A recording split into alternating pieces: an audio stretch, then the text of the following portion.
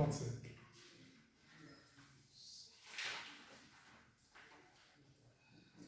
Je ne sais pas le jour où je verrai mon roi, mais je sais qu'il me veut dans sa sainte demeure.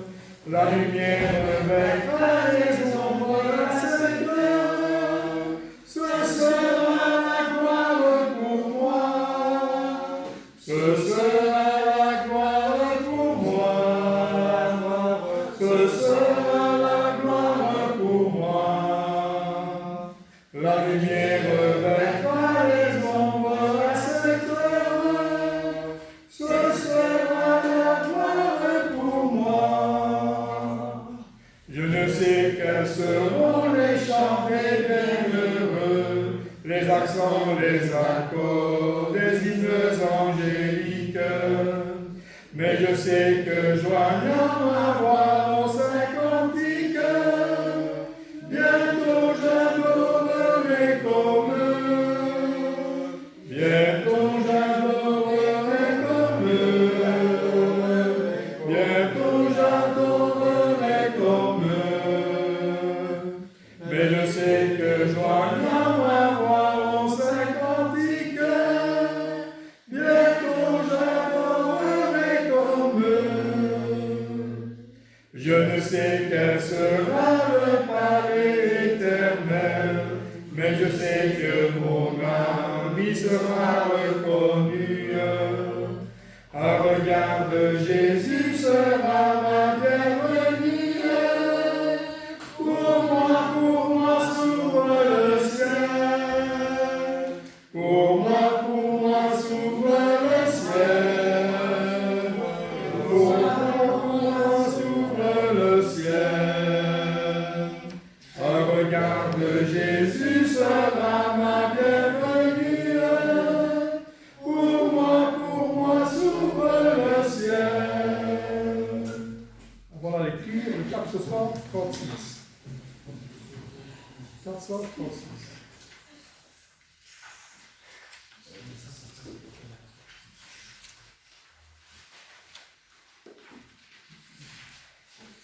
Béni soit le lien qui nous unit en Christ, le saint amour, l'amour divin que verse en nous l'Esprit. Au ciel vers notre Dieu, avec joie et ferveur, s'élèvent nos chants et nos vœux parfums, nous au Seigneur. Nous mettons en commun nos fardeaux, nos labeurs. En Jésus, nous ne sommes qu'un dans la joie et les pleurs. Si nous devons bientôt quitter ces lieux bénis, nous nous retrouverons là-haut pour toujours réunis.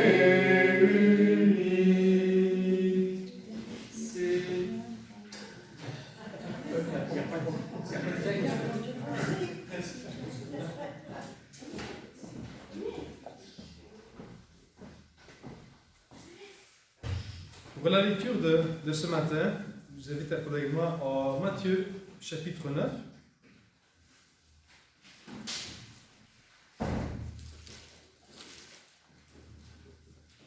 Matthieu chapitre 9, à partir du verset 35.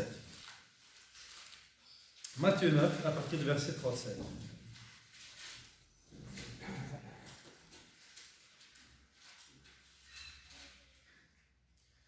Jésus parcourait toutes les villes et les villages, enseignant dans les synagogues, prêchant la bonne nouvelle du royaume, et guérissant toute maladie et toute infirmité. Voyant la foule, il fut ému de compassion pour elle, parce qu'elle était languissante et abattue, comme des brebis qui n'ont point de berger. Alors il dit à ses disciples, la moisson est grande, mais il y a peu d'ouvriers. Priez donc le maître de la maison d'envoyer des ouvriers dans sa moisson. Puis, ayant appelé ses 12 disciples, il leur donna le pouvoir de chasser des esprits impurs et de guérir toute maladie et toute infirmité. Voici les noms des 12 apôtres. Le premier, Simon, appelé Pierre, et André son frère, Jacques, fils de Zébédée, et Jean son frère, Philippe et Barthélemy, Thomas et Matthieu, le publicain, Jacques, fils d'Alphée, et Thaddée, Simon le Cananéte et Judas l'Iscariote, celui qui livra Jésus. Tels sont les 12 que Jésus envoya, après leur avoir donné les instructions suivantes. N'allez pas vers les païens, et n'entrez pas dans les villes des Samaritains. Allez plutôt vers les brebis perdues de la maison d'Israël. Allez prêcher, et dites, le royaume des cieux est proche. Guérissez les malades, ressuscitez les morts, purifiez les lépreux, chassez les démons. Vous avez reçu gratuitement, donnez gratuitement. Ne prenez ni or, ni argent, ni monnaie dans vos ceintures, ni sac pour le voyage, ni 2 tuniques, ni souliers, ni bâtons, car l'ouvrier mérite sa nourriture. Dans quelque ville ou village que vous entriez, informez-vous. Si s'y trouve quelques hommes dignes de vous recevoir, et demeurez chez lui jusqu'à ce que vous partiez. En entrant dans la maison, saluez-la. Et si la maison en est digne, que votre paix vienne sur elle. Mais si elle n'en est pas digne, que votre paix retourne à vous. Lorsqu'on ne vous recevra pas et qu'on n'écoutera pas vos paroles, sortez de cette maison ou de cette ville et secouez la poussière de vos pieds. Je vous le dis en vérité, au jour du jugement, le pays de Sodome et Gomorrhe sera traité moins rigoureusement que cette ville-là.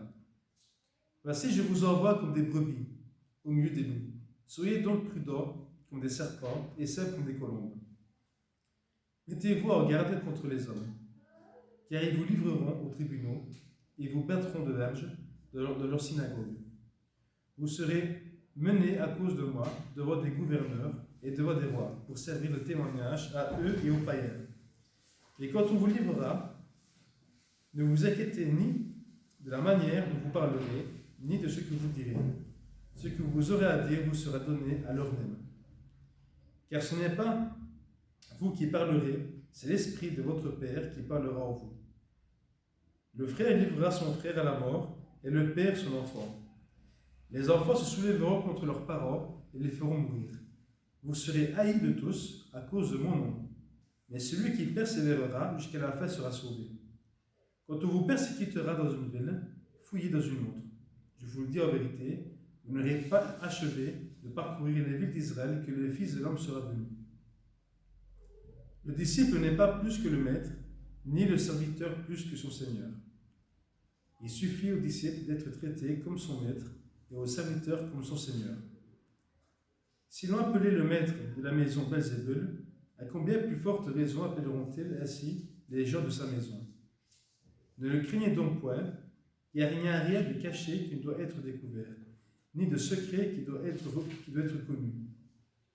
Ce que je vous dis dans les ténèbres, dites-le en plein jour.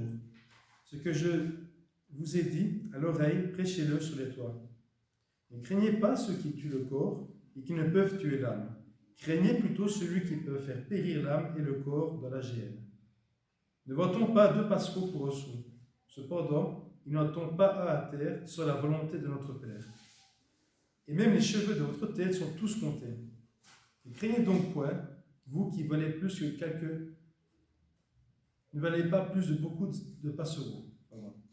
C'est pourquoi quiconque me confessera devant les hommes, je le confesserai aussi devant mon Père, qui est dans les cieux.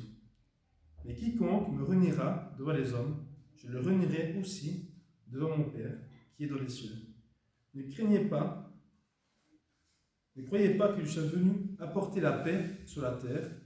Je ne suis pas venu apporter la paix mais l'épée, car je suis venu mettre la division entre l'homme et son père, entre sa fille et sa mère, entre sa belle-fille et sa belle-mère. Et l'homme aura pour ennemi les gens de sa maison. Celui qui aime son père ou sa mère plus que moi n'est pas digne de moi. Et celui qui aime son fils ou sa fille plus que moi n'est pas digne de moi. Celui qui ne prend pas sa croix et ne me suit pas n'est pas digne de moi. Celui qui conservera sa vie la perdra, mais celui qui perdra sa vie à cause de moi la retrouvera. Celui qui vous reçoit me reçoit, et celui qui me reçoit reçoit celui qui m'a envoyé. Celui qui reçoit un prophète en qualité de prophète recevra une récompense de prophète, et celui qui reçoit un juste en qualité de juste recevra une récompense de juste. Et quiconque donnera seulement un verre d'eau froide à l'un de ces petits, parce qu'il est mon disciple, je vous le dis en vérité, il ne perdra pas sa récompense. Amen. Prions.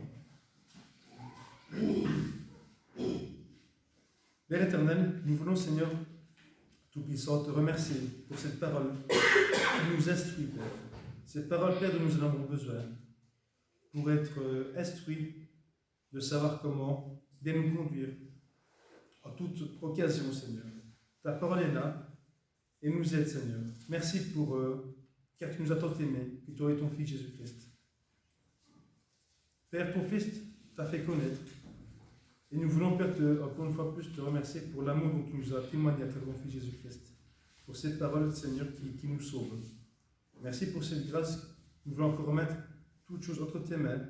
C'est assemblée ici à Liège et tous ceux qui sont au monde, qui sont appelés nos frères et nos sœurs, Père, qui se réunissent également, qui veulent te plaire, qui sont aussi dans la crainte, Père, dans cette crainte respective, Père, afin de pouvoir simplement te rendre un culte agréable. Merci, Seigneur, pour toute occasion. Merci pour ton amour insondable, Père. Encore une fois, nous remettons toutes choses entre tes mains. Et dans le nom de ton Fils Jésus-Christ, que nous voulons te prier et te remercier. Amen. Amen.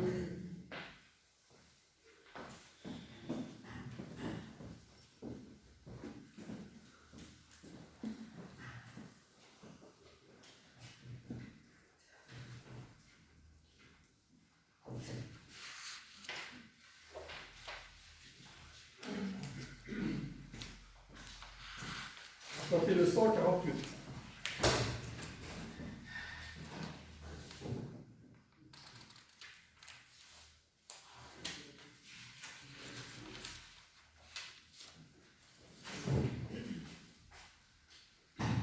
D'un arbre séculaire du vieux tronc d'Isaïe, durant l'hiver austère, un frère amour jaillit, et sur le sol durci, dans la nuit calme et claire, une rose a fleuri. Par la bouche fervente d'un pieux serviteur, Dieu de sa voix clémente promettait un sauveur. Il vient suprême honneur chez une noble servante, tout à son pur bonheur. Il vient sans apparence des pauvres, il est roi. Il connaît leurs souffrances, les guérit par la foi. La mort n'a plus d'effroi. Il nous rend l'espérance en mourant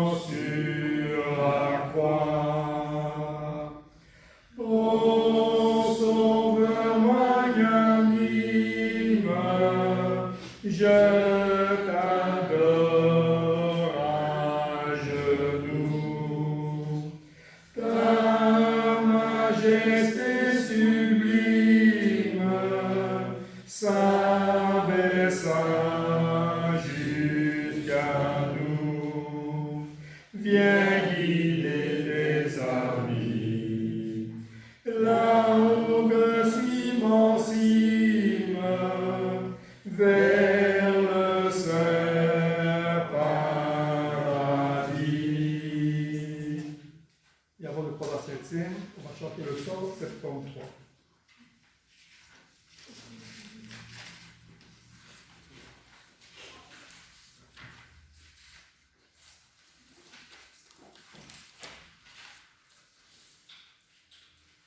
Venez contempler nos calvaires, le Christ souvent est méprisé. Voyez le bien-aimé du Père, le corps meurtri, le cœur brisé. Il meurt pour nous, il meurt sur la croix. Oh mon âme adore et croit, exalte au peuple du Seigneur, ton roi, ton Dieu, ton Rédempteur. Veuillez le couronner d'épines, il est navré pour nos forfaits. Ô grâce, ô charité divine, qui pour amour sont déjà jamais. Il meurt pour nous, il meurt sur la croix. Ô mon âme adore et croit, exalte au peuple du Seigneur, ton roi, ton Dieu, ton Rédempteur. Écoutez sa voix qui supplie, Père, dit-il, pardonne-leur. Oh, c'est pour nous aussi qu'il prie, c'est pour moi qui suis un pécheur. Il meurt pour nous, il meurt sur la croix. Oh, mon âme adore et croit, exalte au peuple du Seigneur, ton roi, ton Dieu, ton Rédempteur.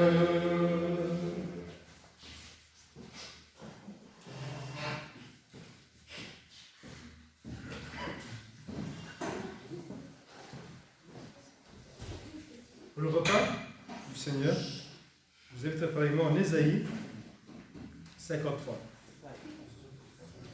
Ésaïe, chapitre 53.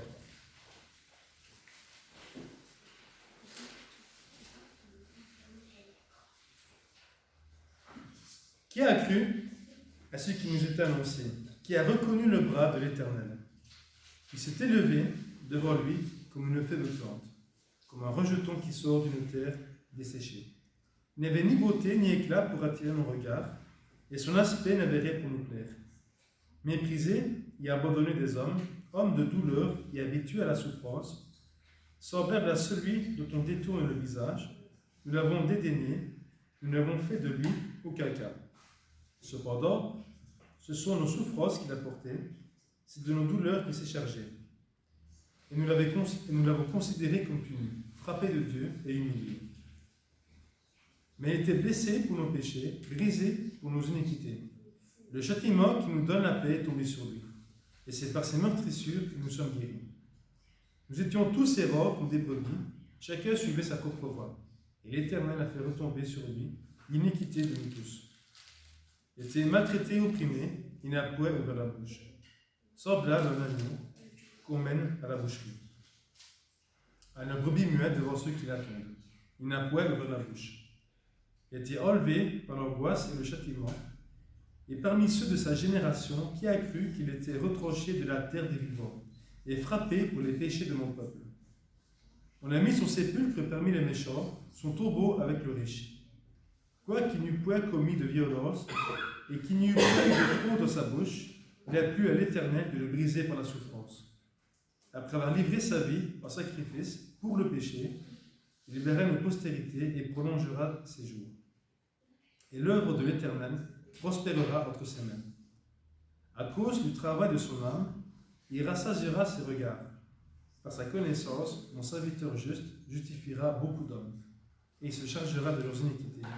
C'est pourquoi je lui donnerai sa part avec les grands, et il partagera le butin avec les puissants, parce qu'il s'est livré lui-même à la mort, et qu'il a été mis au nombre des malfaiteurs, parce qu'il a porté le péché de beaucoup d'hommes, et qu'il a intercédé pour les coupables. Prions.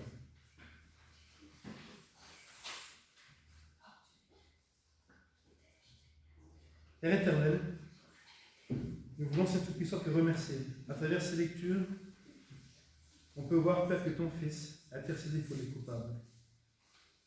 Et Père, c'est une bonne nouvelle pour nous, car nous sommes tous coupables. Et malheureusement, Père, ça coûtait un prix. C'était la mort de ton Fils, Jésus-Christ. Car nous étions tous rebelles, Père, désobéissants, menteurs. Parfois, Père, encore aujourd'hui, Seigneur. Et nous vous demandons pardon pour nos fautes et nos faiblesses. À travers ce repas, Père, que ton Fils est mort pour nous, à cause de notre méchanceté. Non seulement ils se sont moqués de lui, ils l'ont crucifié. Ils l'ont frappé, ils l'ont battu, Père, comme un malpropre. C'est ton Fils, Père, il aujourd'hui encore pardonne-leur qui a mis ça ce qu'il faut. Et Seigneur, nous voulons te dire merci, car tu nous as tant aimés, au point d'envoyer ton Fils Jésus-Christ mourir à notre place. Merci pour cet amour insondable, Seigneur. Nous voulons simplement te dire merci, dans le nom de ton Fils Jésus-Christ. Amen. Amen.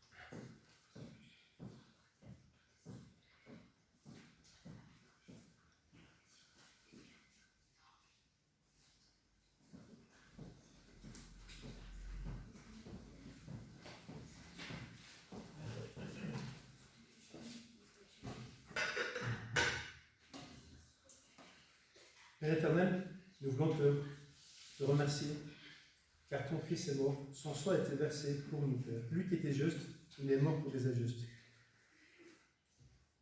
Seigneur Tout-Puissant, encore une fois, nous voulons nous rappeler, Père, que c'est à travers notre méchanceté, Père, que tu as pu, par l'envoyer ton Fils, de nous apporter cette bonne nouvelle qui nous sauve, Seigneur, qui était ton Fils Jésus-Christ, qui est venu pour te faire connaître, Seigneur. Mais les hommes l'ont rejeté. Quelques-uns l'ont cru, Père, mais beaucoup l'ont rejeté, Père. Encore aujourd'hui, nous voulons, à travers ce repas, nous rappeler les conséquences de nos actes, que ton Fils est mort, et ressuscité également, Seigneur, et que son sacrifice soit encore aujourd'hui, 2000 ans plus tard. Merci pour cette grâce et pour ce amour insondable, Seigneur. Nous allons apprécier ton Fils, encore une fois de plus, merci pour ce repas qui nous rappelle ce que ton Fils a dit. Faites ceci en mémoire de moi toutes les fois que vous réunissez. Merci pour cette grâce et ton amour insondable, Père. Dans le nom précieux de ton Fils, nous te prions et te remercions. Amen. Amen.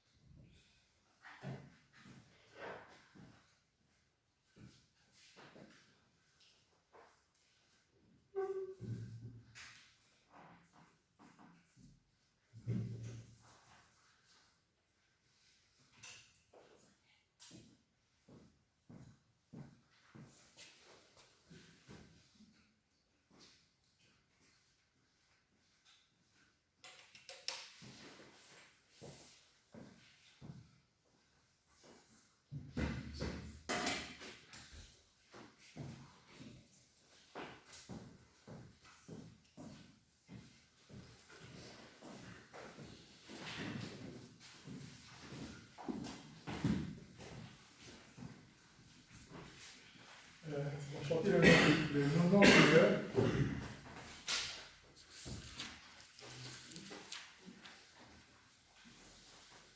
Dans la prière.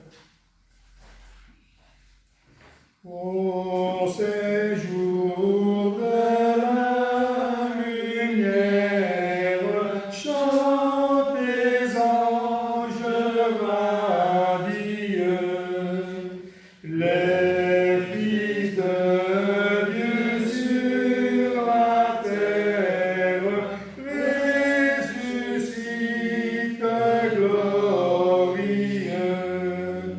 Que vos hymnes de louange aux rachetés du Seigneur s'unissent aux voix des anges pour bénir le Dieu Sauveur. Ô Jésus, à toi la gloire sur la terre et dans les cieux. C'est le jour de ta victoire, de ton règne glorieux. Pour chaque triomphant s'avance, l'ennemi fuit devant toi. Et dans l'univers immense, tout se courbe sous ta loi. Plus de mort, plus de souffrance pour le peuple du Seigneur. Ô sublime délivrance, tout est paix, gloire et bonheur. Que nos âmes vigilantes en attendant ce grand jour soient fidèles et vaillantes et brûlent d'un saint amour. Avant la prédication, le 557.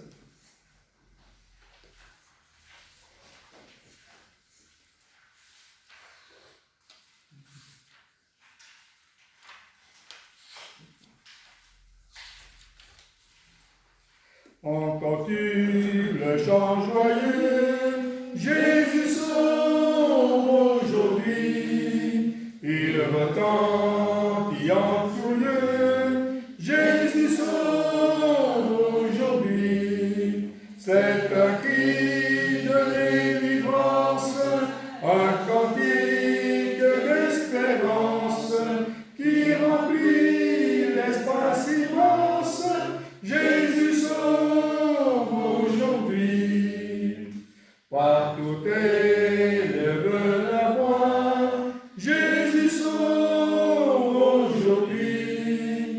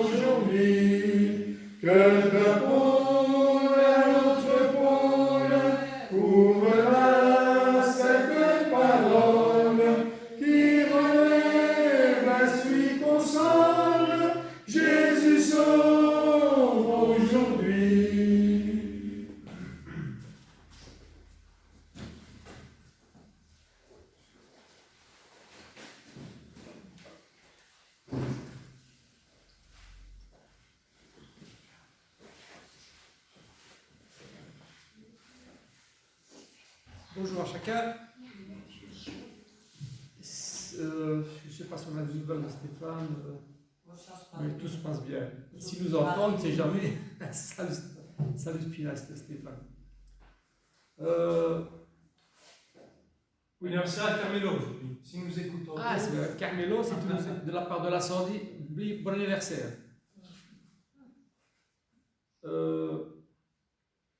à l'heure, on a lu en Ésaïe 53 les 2 premiers versets. Qu'est-ce qu'ils disent? Qui a reconnu le bras de l'Éternel. Qui a cru à ce qui nous est annoncé? Qui a reconnu le bras de l'Éternel? C'est les 2 premiers versets. Et puis, il présente Jésus avec des prophéties, avec des choses bien précises qui identifient bien le Fils de Dieu, Jésus-Christ. Ce sont des paroles qui ont été écrites 6 ou 7 siècles avant Jésus-Christ. Un petit doute, mais en fait, c'est plus ou moins, à mon avis, ces dates-là. Et là, on peut se poser la question, on a retrouvé des manuscrits qui sont antérieurs à la parole. Et ces prophéties, eh bien, on les retrouve parfaitement accomplies dans le Nouveau Testament, en la personne de Jésus-Christ.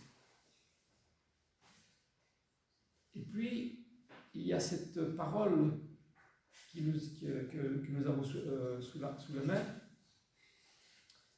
et qui a été écrite par des personnes qui ont entendu, qui ont vu, et donc qui essaient de rapporter ce qu'ils ont vu, ce qu'ils ont entendu, en la personne de celui qui est présent en Ésaïe, à savoir Jésus-Christ, le Fils de Dieu. Et on pourrait citer tout le Nouveau Testament, mais ici je vais prendre particulièrement Jean. Jean, et je vais me limiter, c'est déjà pas mal, à l'épître, à la première épître de Jean. Jean, c'est ce disciple que Jésus aimait.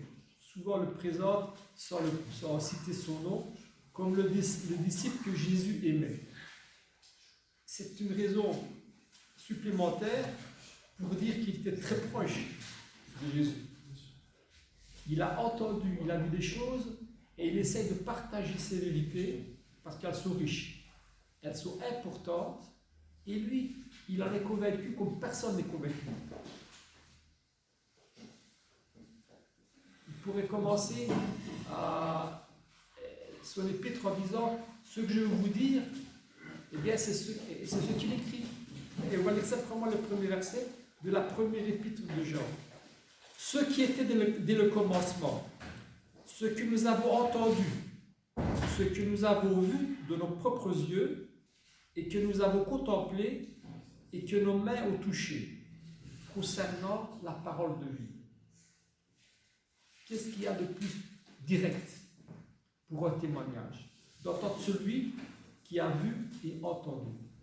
Vous savez, il y a des témoignages, que ce soit la Deuxième Guerre mondiale, que ce soit l'Holocauste et tout ça, eh bien, les témoins du premier degré disparaissent. Il y en a plus que très peu, parce qu'ils sont très vieux maintenant.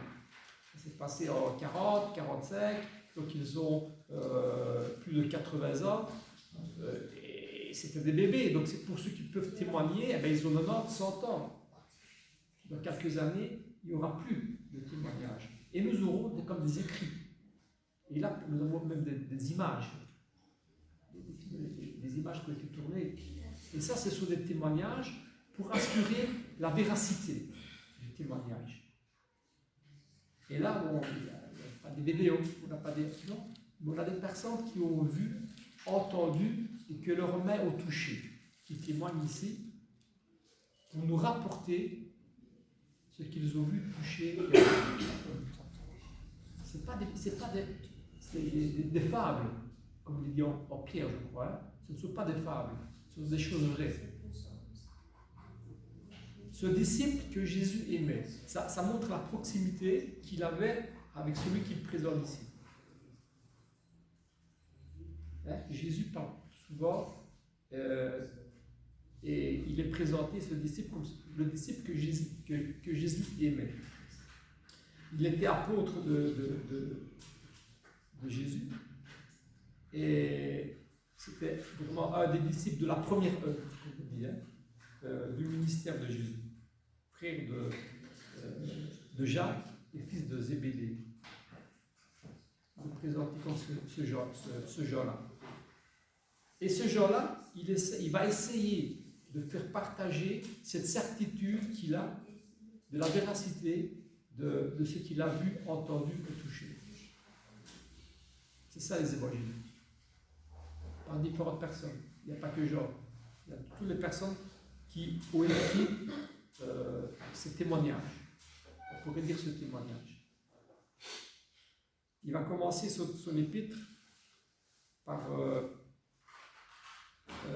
présenter son Seigneur pour essayer de le faire partager avec le maximum de personnes. Au verset 2, il dit « Et nous rendons témoignage et nous vous annonçons la vie éternelle. » Ce verset-là, il résume très fort toutes les épîtres et toutes les 3 épîtres qu'il va écrire par la suite.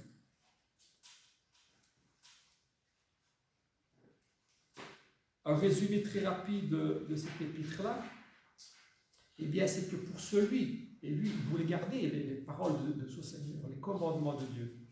Eh bien, je vais lire quelques versets qui résument très fort toute l'épître. Ouais, personnel, c'est un résumé personnel, non pas personnel, mais que j'ai choisi quelques versets.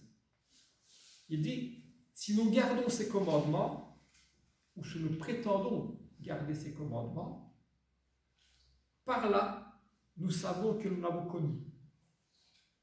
Celui qui dit je l'ai connu et qui ne garde pas ses commandements est un menteur, et la vérité n'est pas en lui. Moi j'aime le Seigneur, je suis le Seigneur, et je garde ses commandements. Celui qui prétend aimer le Seigneur, c'est celui qui garde vraiment ses commandements. Celui qui aime son frère demeure dans la lumière. Mais celui qui haït son frère est dans les ténèbres. Il marche dans les ténèbres et il ne sait pas où il va, parce que les ténèbres ont aveuglé leurs yeux, ou ses yeux. Donc il commence à présenter pas seulement Jésus-Christ, mais la famille en Jésus-Christ. Ceux qui prétendent l'aimer, eh bien c'est ceux qui gardent ses commandements. Parce que c'est celui que les prophètes ont annoncé. C'est ceux qui ont parlé de la bouche de Dieu qui ont annoncé ce personnage-là. Et Jean, il a le privilège d'être à côté, de le voir, de le toucher et de l'entendre. Donc il essaie de partager ça. C'est l'amour du Seigneur, c'est garder ses commandements. Mais il y a le contraire.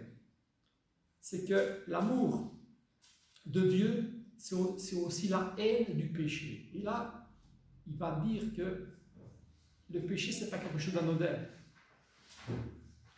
Le péché, c'est synonyme de mort. Et plus on s'approche de Dieu, normalement, le témoignage de ça, c'est qu'on va s'écarter de plus en plus du péché. C'est un peu cette balance. Hein. Si jamais on s'écarte,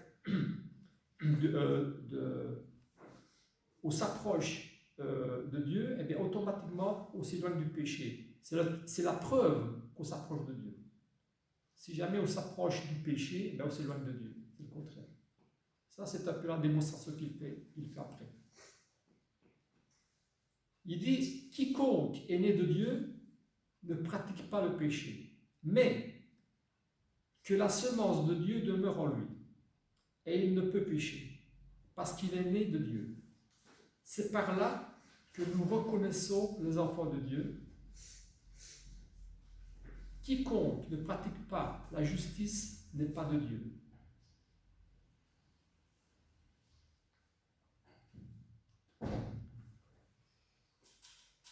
Ensuite, il va parler de la foi.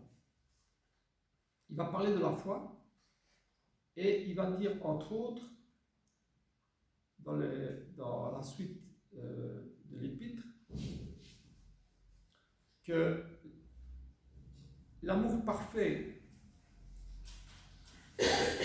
est témoigné par la haine du péché, par la pratique des commandements de Dieu, et il va souligner la foi, l'importance de la foi au Fils de Dieu, du Fils de Dieu, et du Fils de Dieu, en le Fils de Dieu.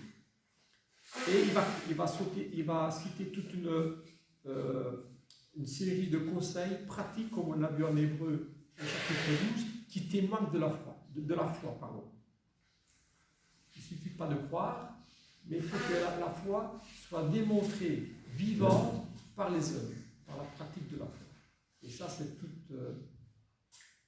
essayer, pratiquer, de rechercher par la vie de tous les jours à témoigner notre foi. Par les œuvres.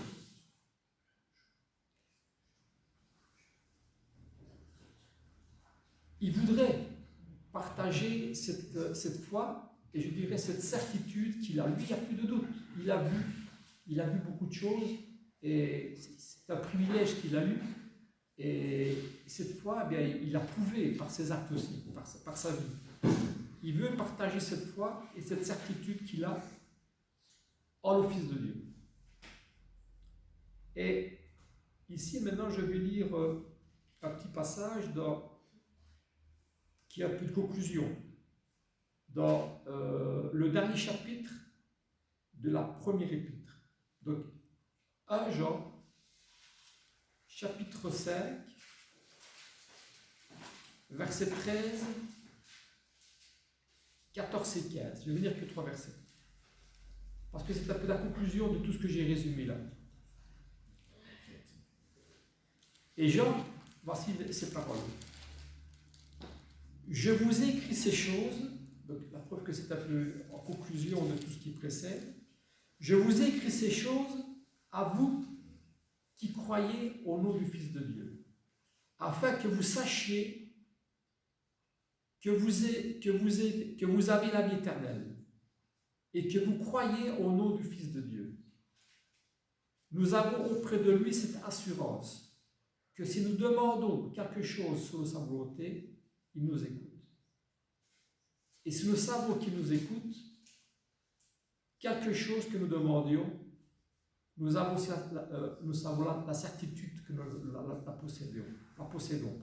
Donc, cette pratique de la foi qu'il a va jusqu'à la puissance de la prière, finalement, qu'il souligne ici.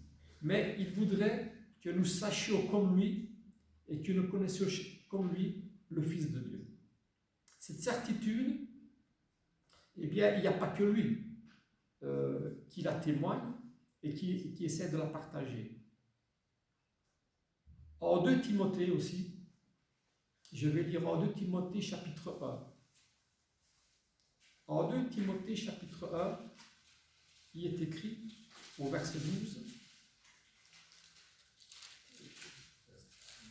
Paul, on connaît sa vie, on connaît son engagement, on connaît ce qu'il a payé, ce qu'il a accepté de payer pour rester fidèle à sa foi.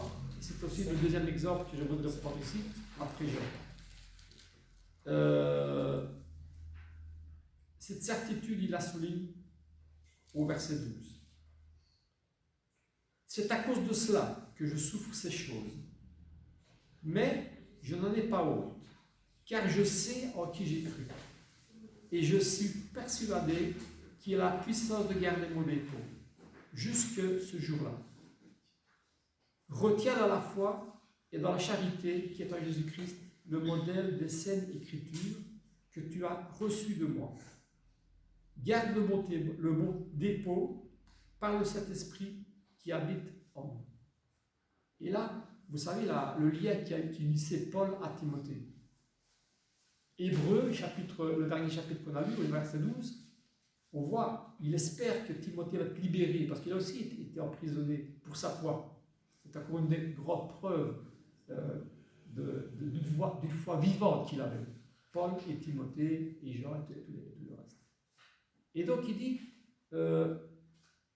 j'aimerais que vous partagiez cette connaissance, mais aussi cette certitude, une fois de plus. Et il dit, je n'ai pas honte de l'évangile. Ça, je l'ai souligné dans ma Bible, je n'ai pas honte de l'évangile. Eh bien oui, personne n'a honte. On dit, personne de l'évangile. Je n'ai pas honte de l'évangile. Et pourtant, combien de fois on a hésité de sortir l'évangile, entre guillemets, de présenter l'évangile, de parler de l'évangile lorsque nous en avions l'occasion peut-être, pour témoigner notre foi. C'est arrivé. C'est arrivé. On a raté beaucoup d'occasions par manque de certitude. On connaît, vous vous rappelez de certains frères, certains frères qui ne rataient pas une occasion pour sortir l'évangile. Vous savez à qui je fais allusion. Ils ne rataient pas l'occasion pour sortir l'évangile. Eh bien, c'est un exemple de foi. Et Timothée, Paul ici, dans l'épître à Timothée, je n'ai pas honte de l'évangile. Il ne disait pas ça en l'air, je ne crois pas. Parce que toute sa vie témoigne de cette vérité-là. Il n'avait pas honte de l'évangile. Et lorsque parfois, il aurait pu cacher son évangile pour échapper à la prison, par exemple, eh bien, il ne l'a pas fait. Et de notre temps, il y a encore des gens, heureusement, qui sont prêts à agir de la même façon. Ce sont des exemples. Et cette force, il essaie de la communiquer. Il essaie de la communication, de la communiquer. Il dit, je souffre à cause de ces choses, parce qu'il n'a pas honte de l'évangile. C'est vite dit, c'est vite dit. Je n'ai pas honte de l'évangile. On va le dire ici. Mais est-ce qu'on le dit aussi partout? Reconnaissons notre faiblesse. Car je sais en qui j'ai cru, et je suis persuadé qu'il a la puissance de garder son épaule. C'est ça la force. Qu'est-ce qui fait que Paul, que Jean et que les autres avaient cette force-là? Parce qu'ils savaient. Il ne dit pas, je suppose ou j'espère que c'est vrai. Il dit, je sais en qui j'ai cru. Est-ce qu'on peut dire aujourd'hui, j'espère qu'on le dit, et j'espère que vous le dites, et j'espère qu'on le dit, mais est-ce que vous pouvez dire, je sais en qui j'ai cru? Qu'il n'y a pas ce petit doute-là, ce petit point d'interrogation au-dessus de notre tête qui fait que parfois, on va cacher l'évangile plutôt que de la présenter. Soyons honnêtes. Soyons honnêtes. Et là, on a besoin de grandir là-dedans. On a besoin de grandir là-dedans. C'est parce que quand j'entends trop souvent de vous dire, oui, on a été baptisé, donc automatiquement, maintenant tout est blanc. Mais parfois, tout n'est pas blanc. Parfois, tout n'est pas blanc dans ma vie. Je dois demander à Dieu de m'aider. Et je le reconnais. Au moins, reconnaissons que la parole, là, on ne peut pas la ternir. Elle est là, c'est la parole de Dieu. Mais en ce qui concerne notre évolution et notre progression spirituelle, et ses conseils, on a besoin d'essayer de grandir jusqu'à la fin.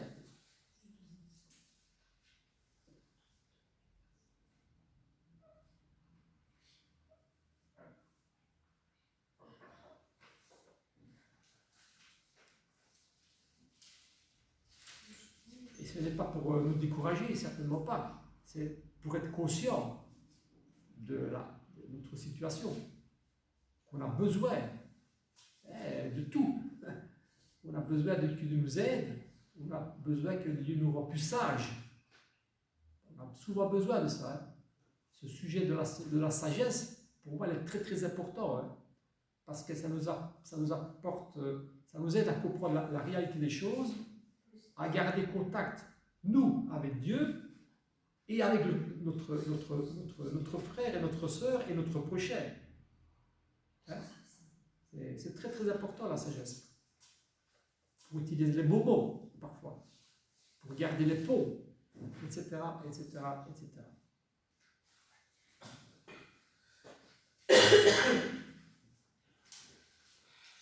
Et ce mot de Paul qui écrit l'Épître à Timothée, eh bien cette certitude, il la souligne en Romains chapitre 8.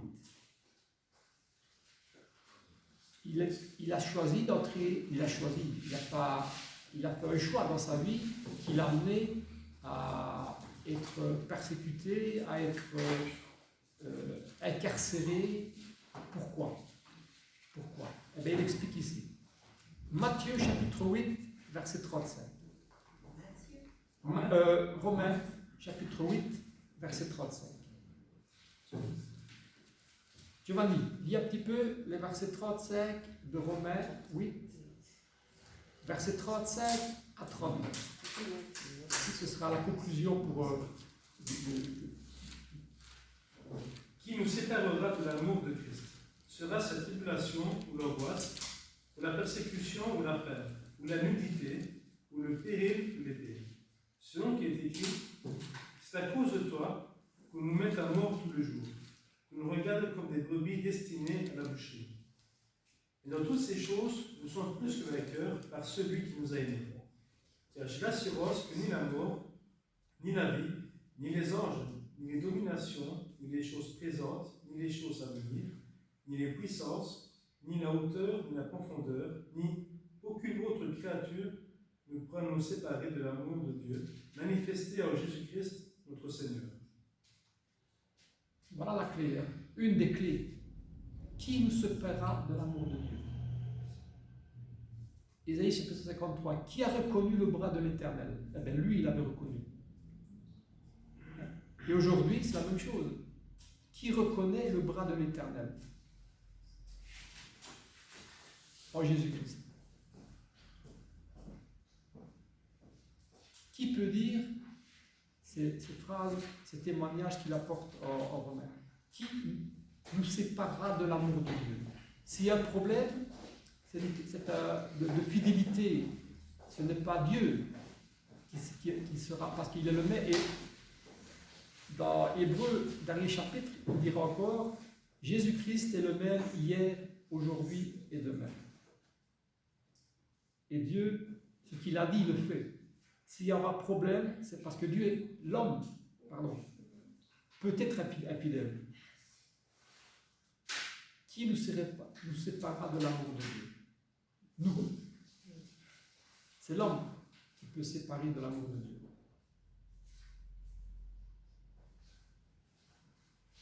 Qui peut couper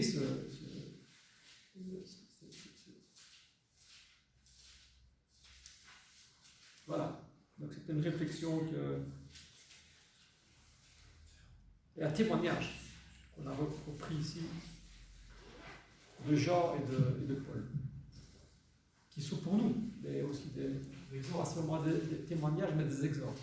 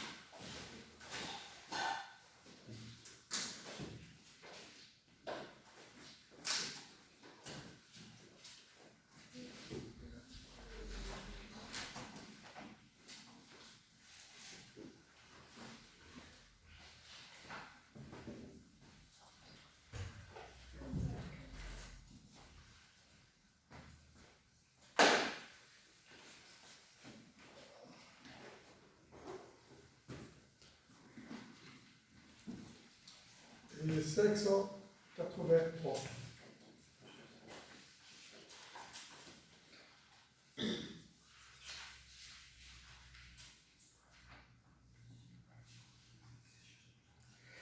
De Jésus entends-tu la voix, divine appel d'amour.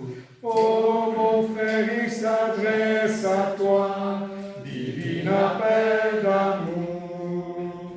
Doux message de grâce, Christ tes péchés efface. Joyeux appel, divine appel d'amour. Joyeux appel, divine appel d'amour. Il t'appelle encore au pécheur, divine appel d'amour. Viens mon fils, viens à ton sauveur, divine appel d'amour.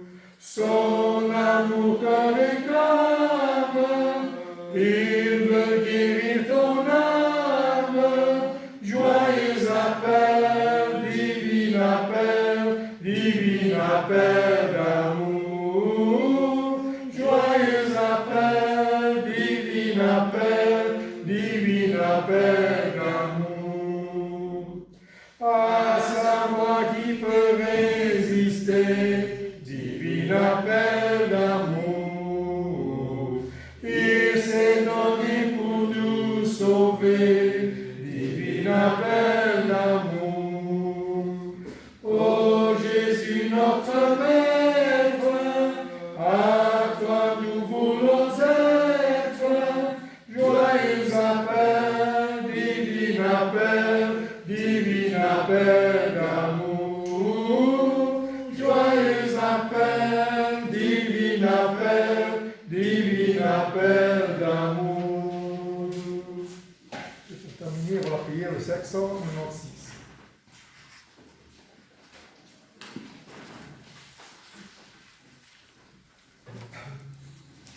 De la croix, la grâce coule comme un fleuve constamment. Oh, venez, venez en foule, un plein pardon vous attend. Oh, venez, venez en foule, un plein pardon vous attend. Oui, pour tous la grâce abonde, à tous le ciel est ouvert. Pour tous les pécheurs du monde, le Rédempteur a souffert. Pour tous les pécheurs du monde, le Rédempteur a souffert. Crois à sa miséricorde qui dure éternellement. Pour toi la grâce déborde à cette heure, en ce moment. Pour toi la grâce déborde à cette heure, en ce moment.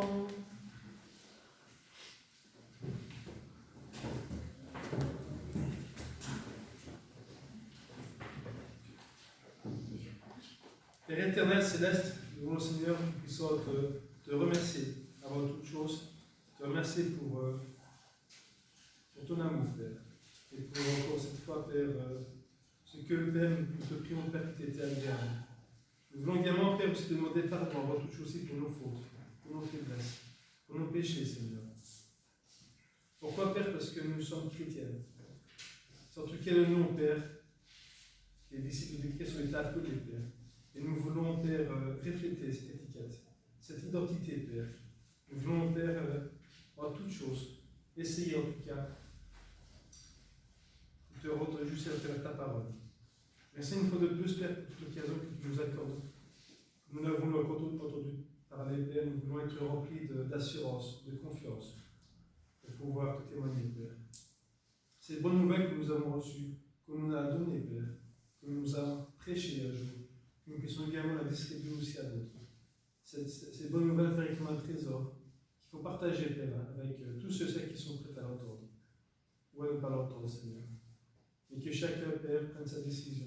Et c'est toi, Père, qui jugera, Père, au moment, Père, où tu auras décidé. Nous voulons simplement essayer, Père, en tout cas, dans le temps qui nous est donné, Père, de pouvoir prêcher ta parole. Essayer, Père, que nous n'ayons pas à avoir à rougir devant le jour, Seigneur, où nous serons devant toi. Seigneur, des fois nous oublions, Père, que ton Fils est né à notre place, est mort à notre place, Seigneur, et que nous devons également, Père, être dignes de cette grâce que tu nous as accordée à travers ton Fils Jésus-Christ. Nous voulons, Père, également, Père, te remercier pour toute occasion que nous avons, Seigneur, car un moment de l'air, nous avons à manger, nous avons à toi. Ce n'est pas le cas de tout le monde, Père. Nous voulons aussi prier pour ces personnes qui sont dans le monde, découragées ou seules, pauvres, malades, Père. Tous ceux aussi qui sont persécutés à cause de leur foi dans le monde, tous ceux qui sont prisonniers. Toutes ces personnes, Seigneur, que nous mettons entre tes mains. Car tu sais mieux que quiconque comment il est préférable d'agir et quand, Père. Toutefois, Père, nous te prions, Seigneur, afin que tu puisses nous accorder la patience et la sagesse, Père, dont nous avons tous besoin, Père, afin d'accomplir parfaitement ton œuvre, Seigneur. Merci encore pour l'amour dont tu nous as témoigné le premier, Père. Pardonne-nous encore aujourd'hui, Père, si des fois nous nous rappelons des paroles que tu dis et que nous ne mettons pas toujours en pratique. Que nous puissions, Père, nous rappeler que toutes choses ont des conséquences, toute parole, toute action a des conséquences devant toi, Père, et devant les hommes. Merci encore toutefois pour cet instant, Père, que nous avons pris ensemble, un amour fraternel, Seigneur, un partage de ta parole, de pouvoir communier ensemble, Père. Les amours précieux que ton Fils, que nous voulons remettre toutes choses entre tes mains, Seigneur. Amen.